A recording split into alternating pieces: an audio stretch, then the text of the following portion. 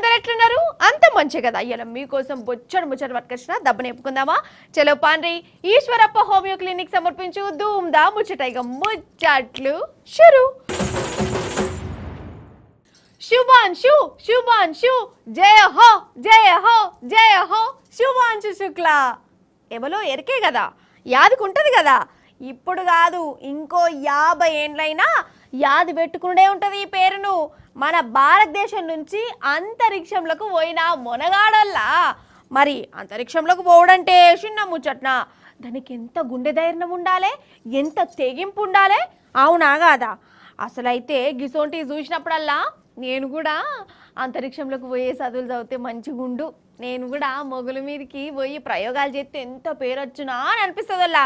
కానీ ఏం చేద్దాం, సరే నా సంగతి పక్కకు పెట్టురు. కానీ మన శుభాంశు మొగల మీదకి ఎట్లా పోయిండు, రాకెటు ఎట్లా పట్టుకపోయింది, ఆడికి పోయినాక ఏమన్నా మాట్లాడిండా, అవన్నీ అరుచుకుందాం రాండి. మరి 5 4 దేవుడా దేవుడా మంచిగా పోవాలి. 3 2 1 start. బుయ్ బుయ్ బుయ్ బుయ్ బుయ్ బుయ్ బుయ్ బుయ్ బుయ్ బుయ్ బుయ్. 3 2 1 ignition and lift off.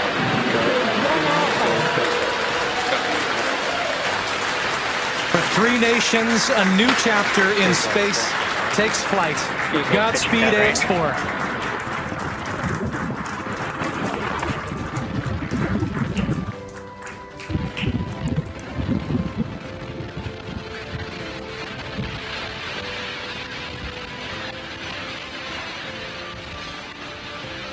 T+30 seconds into flight with the Axiom 4 crew on board Dragon, headed to the International Space Station. Waiting to hear call-outs from the Falcon 9 engineering team. Power and telemetry nominal. Stage 1 throttle. అబ్బరు బిడ్డ, పొగలేక జిమ్మి 2 దిక్కులు ఎరవడ్డది rocket. ఎయ్ ఎయ్ ఎయ్ ఎయ్. అగో నిప్పులు చిమ్ముకుంటే మీదికి పోతూనే ఉన్నది కదా. టాటా, మంచిగా పోవాలి, పైలంగా రావాలి. నిజంగా ఇది మన దేశానికి గర్వ కారణమేనోల్లా. అంతరిక్షంలోకి మన దేశం నుంచి శుభాంశు శుక్ల పోయిండు. బరాబర్ 12 గంటల 1 నిమిషానికి ఆడికి పోయిండట శుక్ల అన్న. మొత్తం 4 పోయిర్రు. ఇట్లా శుభాంశు శుక్లనే పైలట్. వీళ్ళు 14 రోజులు ఉంటారు మీద ఆడ ప్రయోగాలు చేస్తారట. ఇక అంతరిక్షంలోకి ఓడుతోనే మన శుభాంశు శుక్ల అడికెళ్ళే మాట్లాడిండోల్లా. మీరు కూడా ఇనుర్రి, ఇవి చరిత్రలో నిలిచిపోతాయి మాటలు. नमस्कार मेरे प्यारे देशवासियों, व्हाट अ राइड। 40 साल बाद हम वापस अंतरिक्ष में पहुंच गए हैं और कमाल की राइड थी। इस समय हम 7.5 किलोमीटर प्रति सेकंड की रफ्तार से पृथ्वी के चारों तरफ घूम रहे हैं और मेरे कंधे पे मेरे साथ मेरा तिरंगा है, जो मुझे बता रहा है कि नहीं हूँ, मैं आप सबके साथ हूँ। ये मेरी इंटरनेशनल स्पेस स्टेशन तक की जर्नी की शुरुआत नहीं है, ये भारत के ह्यूमन स्पेस प्रोग्राम की शुरुआत है और मैं चाहता हूं कि आप सभी देशवासी इस यात्रा का हिस्सा बने। आपका भी सीना दिल से चौड़ा होना चाहिए, आप भी उतना ही एक्साइटमेंट दिखाइए। आइए हम सब मिलकर भारत की ह्यूमन स्पेस प्रोग्राम की जर्नी की शुरुआत करें। धन्यवाद, जय हिंद। ఇన్నరా ఏమన్నాడంటే, నా ప్రియమైన భారతీయులకు నమస్కారం, అంతరిక్షంలకు పైలంగానే చేరుకున్నాం, మస్త్ అనిపిస్తుంది. నాతో పాటు నా భుజాలకు 3 రంగుల జెండా ఉన్నది, జై హింద్ జై భారత్ అని అన్నాడు. ఇక శుక్ల ఎక్కిన రాకెట్ అంతరిక్షంలోకి ఓడుతోనే వాళ్ళ అమ్మ నాయనలది సుట్టపోలది ఒక సంబరం కాదు, డాన్సులు చేసిరాగో.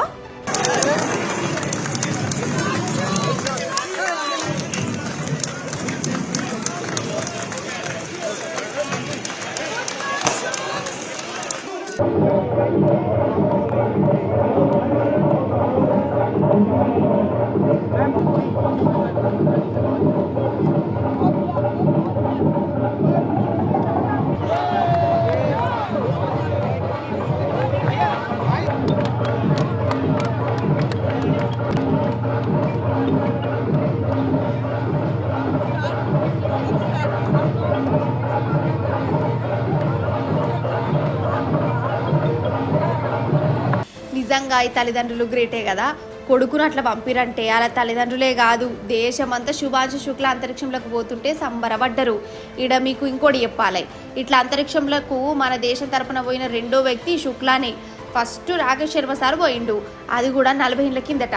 మళ్ళటనక మన దేశం తరఫున పోయింది ఈ శుభాంశు శుక్లనే. 140 కోట్ల మంది భారతీయుల ఆశలను అంతరిక్షంలోకి తీసుకుపోయిన శుభాంశు శుక్లకు ధూమ్దా ముచ్చట్ల తరఫున పెద్ద శరార్థులు. I, as an individual, am traveling to space. This is the journey of 1.4 billion people. అసలు లోకమంతా బతికేది గిన్నెగన పనులు చేసేది ఏమిటికొల్లా? కరెక్ట్ చెప్పాలంటే 4 ఏళ్ళు నోట్లకు పోవడానికే, జానడు పుట్ట కోసమే, తిండి కోసం, అంతేనా కాదా? ఎవరు ఒప్పుకున్నా ఒప్పుకోకున్నా గిదే వాస్తవం. తిండి కోసమే తిప్పలా, మరి పైసలు తీసుకొని మరి తిండి పెట్టకుండా సతాయించేటోళ్ళని ఏమనాలే? మీరే చెప్పురి. గట్లా సతాయించేటోళ్ళు ఎవరంటారా? మన సర్కారోళ్ళే. చదువుకునే పిల్లలకు సకా తిండి పెట్టక హరిగోస ఉచ్చుకుంటా అంది, వాళ్ళను రోడ్ల మీదకి పట్టుకొచ్చింది. అగు చూడురు మీరే. ఇగో పాలమూరు యూనివర్సిటీలో చదివే పిల్లలు బాసన్లు బగోన్లతోనే నిరసన ఎత్తాన్లు. ఎందుకో మీకు ఈ పాటికి ఎరకయ్యి ఉండాలి. యూనివర్సిటీ ఆ హాస్టల్లో చదివే పిల్లకు తిండి సక్కలు పెడతలేరట. ఏదో ఎట్టిగా అండినమా అంటే అండినము, పెట్టినమా అంటే పెట్టినమనంటే ఎత్తాన్లట. చదువుకునే కాలేజీ పిల్లలకు ఈ తిండికాడ ఎందుకు ఇంత అవస్థ? అసలు పెద్ద సార్లకు చెప్పి నిలబడ్డరు. ఆఖరికి ఇట్లా ఆకలితోనే ధర్నాకు దిగిరు. నాకైతే పాపం అనిపిస్తుంది. అసలు ఆకలితో చంపడేందోళ్ళ పిల్లను.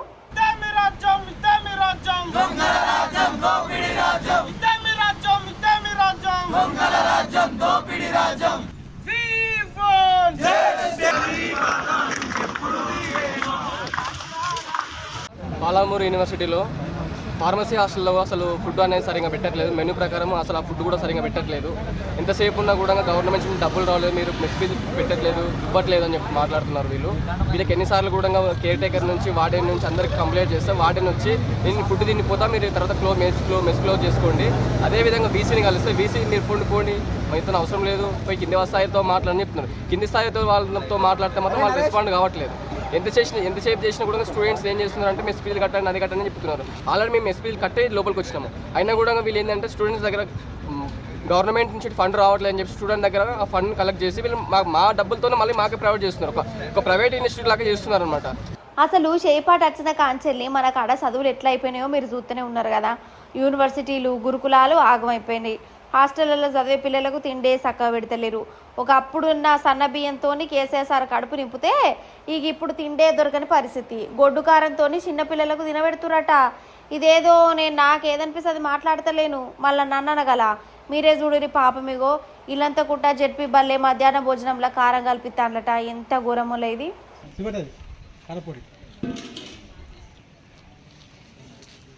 కారపొడితోనే ఎందుకు తింటారు బల పరిస్థితి గిట్లుంటే హాస్టల్ అయితే ఘోరం. మీరు కూడా ఎన్నో మట్ల కండ్లారా చూసిరు. పిల్లలు దావకాండ్లో కూడా పడ్డారు హాస్టల్లో పెట్టి తిండి తిని. అసలు పిల్లలు ఏ పాపం చేసిరని వాళ్ళ కడుపు మాడతారు ఈ సర్కారు వాళ్ళు. ఏమన్నా కోపాలు తాపాలుంటే మీరు చూసుకోరు. చదువుకున్న పిల్లల మీద ప్రతాపం చూయించుడేంది? వాళ్ళకి చదువులు చెప్పకుండా కమస్కం తిండి కూడా పెట్టకుండా గోసవుచ్చుకునేది. ఇది డైరెక్ట్ రేవంత్ సార్ని అడుగుతున్నా నేను. ఎందుకంటే సారే కదా చదువుల మంత్రి, సారే జిమ్మదారు తీసుకోవాలి. గాలి వానలో వాన నీటిలో పడవ ప్రయాణం, తీరమెక్కడో గమ్యమేమిటో టడడాటాటా టు టు టు టు టు. ఈ పాట ఎందుకు యాదకొచ్చిందంటారా? ఏం లేదు వల్ల ఒక ఓపిక మంతుని చూసినాక నాకు ఈ పాట తప్ప ఇంకోటి మెదల్లే. ఏంటంటే చుట్టూ నీళ్ళే, అటుకెళ్ళి వరదత్తాంది. ఆ వరదల మనిషి ఇరుకపోయిండు, కాపాడేందుకు ఎవ్వలేరు. అప్పుడు ఆ మనిషి పరిస్థితి ఎట్లుంటుంది కావచ్చు? మనమే ఆ జాగలో ఉంటే ఏమైతాం అసలు? వామ్ము తలుచుకుంటా అంటేనే ఆనకాలంలో చల్లటి శమలు చేస్తున్నాయి కదా. కానీ ఈ అన్న ఎట్లున్నాడో మరి పారేవలో మనిషి మనం అరుచుకుందాం. ఇగో గీ అన్నని చూడుర్రి, నిజం చెప్తున్నా, ఆయనకు వచ్చిన కష్టం పగోనికి కూడా రావద్దు. గంటల కమానం నదిలు ఇరుక్కపోయిండు.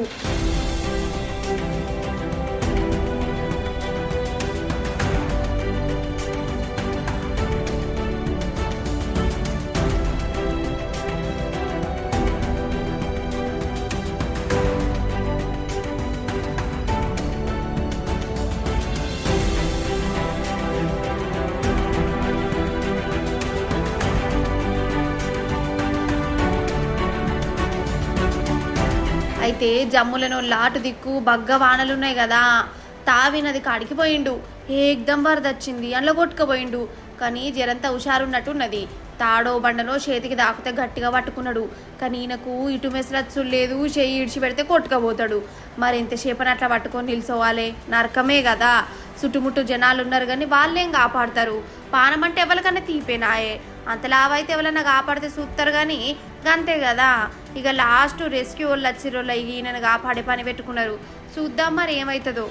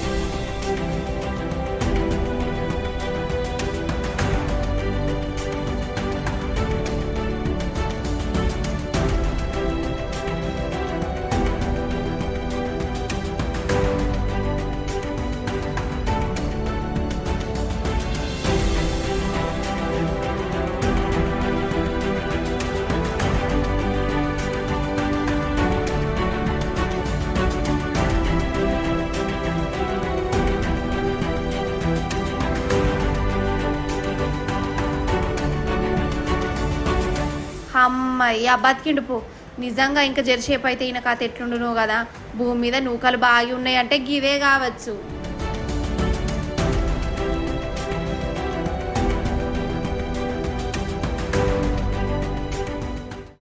ఈ అడవి నాదే, వేట నాదే, చిరుత.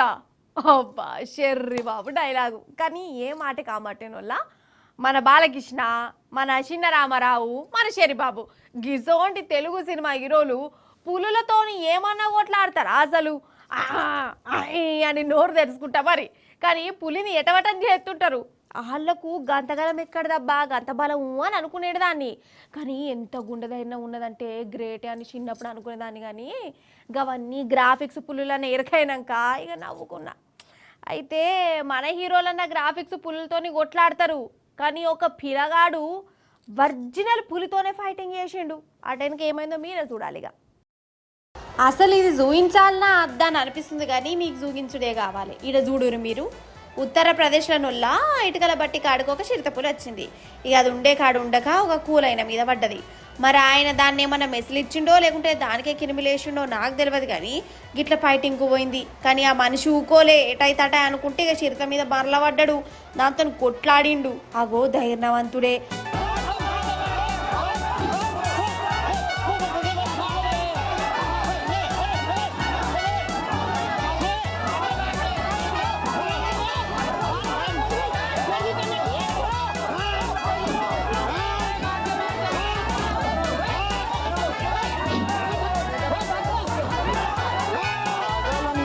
అసలు దాన్ని మోసమారనిత్తలేడు కదా మనిషి. అయితే చుట్టుముట్టు జనాలు కూడా ఉన్నారు వాళ్ళ. కానీ వాళ్ళ దగ్గరికి రాలే, దూరంకి వెళ్ళే ఇటుక బిడ్డలు మీద ఎత్తాండ్లు. అది పులికి తాకుతుంది, మనిషికి కూడా తాకుతున్నాయి. అసలు నన్ను అడిగితే ఈ లేచి ఇటుక బిడ్డలు ఏవట్టి మనిషికి ఏమన్నా అవుతుందేమో అనిపిస్తుంది. కానీ పులిని గట్ల కొట్టుడు కూడా మంచిగా అనిపించలేదు నాకు.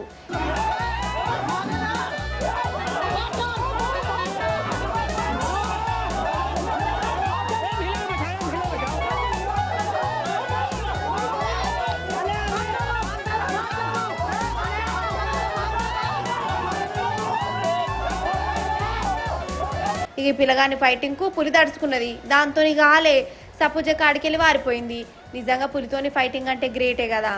అసలైతే బాలకృష్ణ నెగ్గిసొంటి ఫైటింగ్లు గ్రాఫిక్స్లలో చేతురు అనుకున్నా. కానీ పిల్లగాడు ఒరిజినల్గా పులిగారు వచ్చిండు.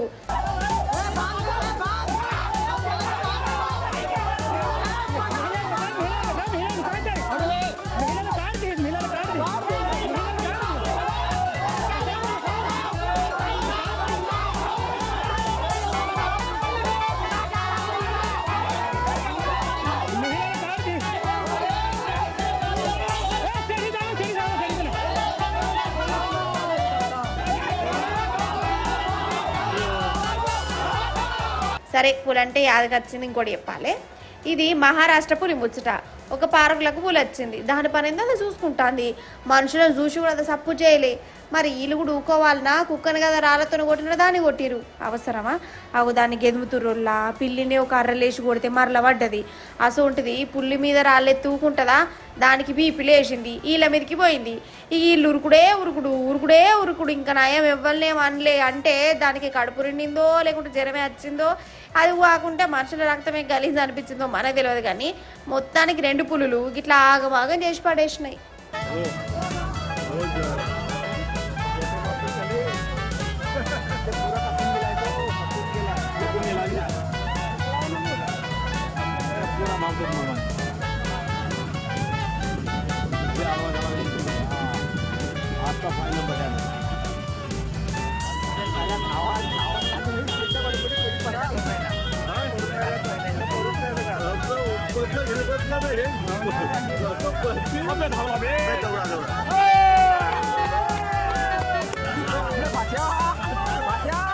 అవుగాని ప్రతి ఒక్కరి ఇంట్లో బండి అయితే ఉంటుంది కదా.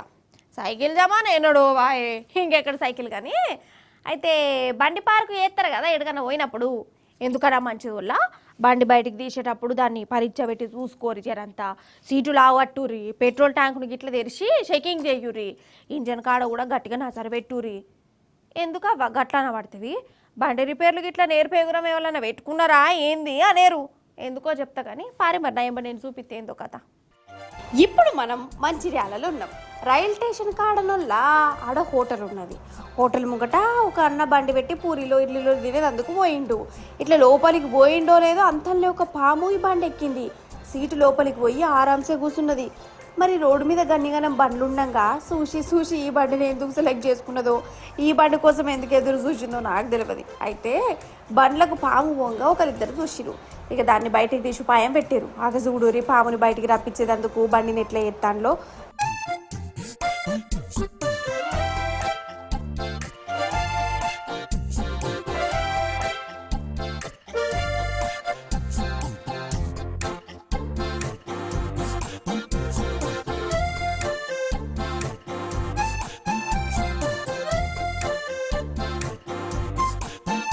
కట్టె పుల్లలతోని మెసిలిత్తాండ్లు కదా, వెళ్తా అదే గట్ల అంటే అది గీ అన్ననైతే జోకు చేస్తాడు. బండిని కింద వండబెట్టి పాము ఓ పాము బయటికి రావే అని సీటును కొడుతుండు కదా.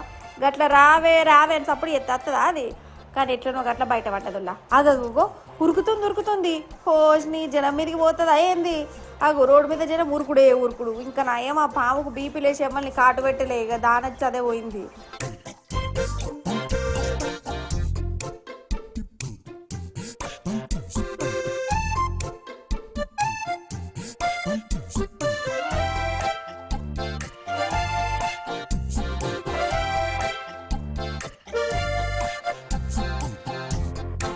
అయితే మంచిర్యాలనే కాదు, ఈ నడుమ ఏందున్నోళ్ళ పాములకు పుట్టల కంటే కూడా ఈ బండ్ల మీదనే బాగా పాయరం కొట్టుకుంటుంది. బండ్లలోనే రెస్ట్ తీసుకుంటున్నాయి. ఎందుకన్నా మంచిది బండ్లు పార్కింగ్ చేసినాక రయ్య ఎక్కి పోకురి, చెకింగులు వేయురి. ఏ బండిలో ఏ పాము ఉన్నదో ఎవరికెరక కదా.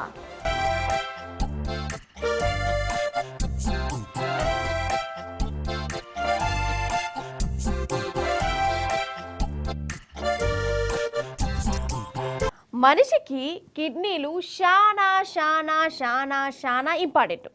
కానీ కిడ్నీ బీమార్ వచ్చిన వాళ్ళని చూస్తే పాపం అనిపిస్తుంది. వాళ్ళ పాపం వాళ్ళు నెలల కమానం ట్రీట్మెంట్ చేసుకుంటూనే ఉండాలి. పైసల ఖర్చు ఇంటోళ్ళకు దిమాగ్ ఖరావు. అసలు కిడ్నీ బీమార్ వస్తే ఆ ఇల్లే మునిగిపోతుంది. ట్రీట్మెంట్కు గంత ఖర్చు అవుతుంది. మళ్ళీ మనిషికి ఎప్పుడు ఏమవుతుందో తెలియదు. అవునా కాదా? మరి అసొంటోళ్ళ మీద జాలి చూపించాలి కదా. అంతేగాని చల్లకచ్చి ముంతెత్తుకపోయినట్టు కిడ్నీ బీమార్ వచ్చిందని బాధ చెప్పుకున్న కాడ ఉన్న కిడ్నీ మాయం చేసేటోళ్ళని ఏమనాలి? ఏమంటారో మీరే అనురి. మరి రారి ముసుగు వీరులారా రారి. నేను వీరులు అంటునేంది? దొంగలు, కిడ్నీల దొంగలారా రారి. అవోళ్ళ వీళ్ళు మన కిడ్నాలు మాయం చేసే కిలాడీలే. మరి ఇక సూర్యాపేట జిల్లా కోదాడలో 10 మంది జమై ఒక ముఠా చేసుకొని కిడ్నీల బీమారు ఉన్నోళ్ళని నిలువుత మోసం చేస్తానలట. ఎవరికైతే కిడ్నీలు ఎటవటం ఉన్నాయో వాళ్ళ దొరకబట్టి మీకు కొత్త కిడ్నీలు వేపిస్తాం, ఉన్న కిడ్నీలను సాఫ్ సఫాయి చేస్తాం అనుకుంటా వాళ్ళ కడ పైసలు గుంజారు. ఇక ఆపరేషన్ చేసుడే అన్న వాళ్ళకు వీళ్ళు పారిపోవడట. పాపం ఎంత ఘోరం చెప్పు. కిడ్నీ బీమారు ఉన్నోళ్ళను కూడా మోసం చేస్తానులంటే ఇది వనగాలని ఏం చేయాలి? అసలు ఈ మోసాలు ఎట్లుంటాయో పోలీసారు చెప్తుండే నూరిజారా మీరు. సూర్యాపేట జిల్లా మాకు వచ్చిన ఒక ఫిర్యాదు, ఒక మనిషి కోదాడ పట్టణాన్ని పరిధికి చెందిన ఒక వ్యక్తి కిడ్నీలు ఖరాబ్ అయితే అతని ఈ కిడ్నీని తీసుకోవడం కొరకు విజయవాడకు చెందిన అమెరికన్ కిడ్నీ సెంటర్ హాస్పిటల్ని వాళ్ళు ట్రీట్మెంట్ కొరకు వెళ్తే అక్కడ కొంతమంది బ్రోకర్లు అతనికి చట్ట నిబంధనలకు లోబడే కిడ్నీని సమకూర్చమని చెప్పడం వల్ల దానిని నమ్మిన బాధితుడు డీల్ని మాట్లాడుకొని దాదాపు 12 లక్షల రూపాయలు అతనికి ఇవ్వడం జరిగింది. ఈ తాతారావు అనే వ్యక్తి, కందూరి తాతారావు అనే వ్యక్తికి ఇవ్వడం జరిగింది. ఈ బాధితుని కూడా చట్టంలో నిబంధనలు ఇవన్నీ తెలియకపోవడం వల్ల అతన్ని డార్క్లో పెట్టి అతనికి ఏం తెలియకుండా ఈ తాతారావు ఈ కొండెం రమాదేవి అనే ఒక లేడీ సహకారం తీసుకొని ఫోర్జ్డ్ డాక్యుమెంట్లను క్రియేట్ చేయడం జరిగింది. వాటిని ఈ హాస్పిటల్లో పనిచేసే సిబ్బందిని వాళ్ళది కూడా ఇందులో సహకారం తీసుకొని చేయడం జరిగింది. ఓర్ నాయన ఇన్నరా గదట ముచ్చట. కిడ్నీల బీమార్ అని పోతే ఉన్న కిడ్నీలు కూడా మాయం చేస్తారటనోళ్ళ ఇల్లు. ఇక కిడ్నీల మార్పిడి కోసం పోయిన వాళ్ళను లచ్చలు తీసుకొని పరారావుడట. అసలు వీళ్ళకు చేతులు ఎట్లా వస్తానే వాళ్ళ మందిని ముంచుడే పెద్ద తప్పు. ఇక కిడ్నీలు ఖరాబ్ అయ్యే అవస్థ పడుతున్న వాళ్ళను కూడా ముంచుతురంటే వీళ్ళని ఏం చేయాలి? కథకున పడెత్తు. అసలు రాను జనాలకు జాలి దయ అనేది ఉంటలేవు. ఎంతసేపు మన కడుపు నిండాలే, పక్కోని ముంచాలే, గిదే కథ. షే దొంగతనం దొంగతనం దొంగతనం, దోపిడి దోపిడి దోపిడి. ఏం తొలిది? అసలు మనుషులు దొంగలకి ఎందుకు మారుతారు నాకు అర్థం కాదు. అసలు ఏరెటోళ్ళ సొమ్ము తినేందుకు చేతులు ఎట్లా తెవ సమస్య కాదు నాకైతే. మందిని ముంచి ఏం బాగుపడతారు? దొంగతనంగా ఎత్తుకపోయిన సొమ్ముతోనే అసలు ఏం బరకత ఉంటుంది? ఎన్ని మట్ల చెప్పినా గిదే కథ, గిదే కార్ఖానా. అయితే ముచ్చట ఏంటంటే నిర్మల్ జిల్లాలో కొందరు గజ దొంగలు ఉన్నారు. వాళ్ళ నోపారి దర్శనం అయితే చేసుకోరు మీరు. అలా కథ ఎందుకు చూడురి. నిర్మల్ పట్టణంలోనొల్ల కొత్తగొల్ల గంగయ్య అండ్ సన్సు అనే బంగారం దుకాణం ఉన్నది. నిర్మల ఫేమస్ అట. అయితే షాపు కాడ ఎలకమని కూడా రాసిరు. ఈ సేటు గిరా కోసం ఎలకమని రాత్రి దొంగలు ఎలకం ఇచ్చిరు. రాత్రిపూట షెటను వలగొట్టి దుకాణం లోపల ఎట్లా చేసిరో చూడు.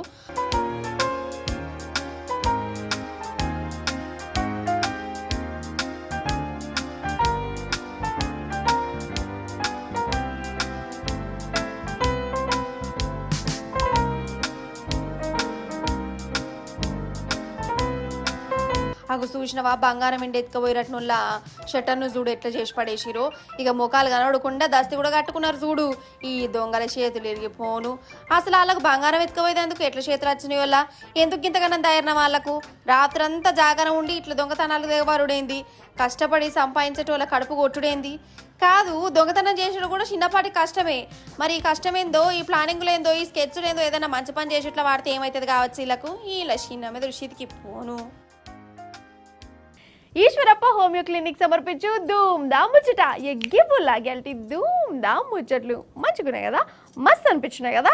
మళ్ళీ వచ్చినప్పుడు ఇంక మస్తు మస్తు ముచ్చట్లు పట్టుకొస్తా. అప్పటిదాకా ఏం చేస్తారు? చూస్తూనే ఉండాలి మరి T news. Tata bye bye నమస్తే. ఇక పోయేత్తా.